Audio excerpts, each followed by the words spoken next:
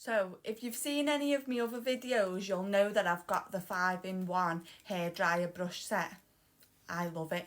So in my last video, I just tried them out, you know, just a quick go, and just used the actual hairdryer bit and the brush bit, and I thought that was great. Well, I've tried this one today.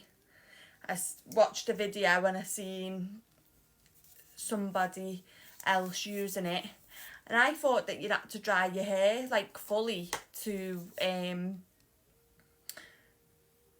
obviously use the other bits. Well, you don't. So let me show you. Let me just do this. Clip this bit up,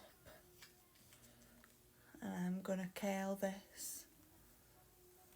So my hair's still wet.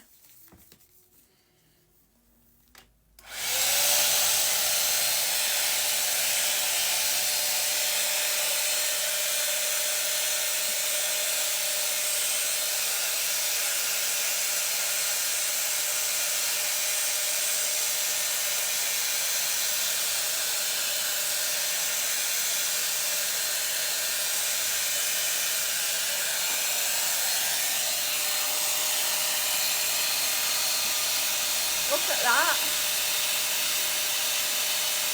So not only has it curled my hair, it's dried it at the same time.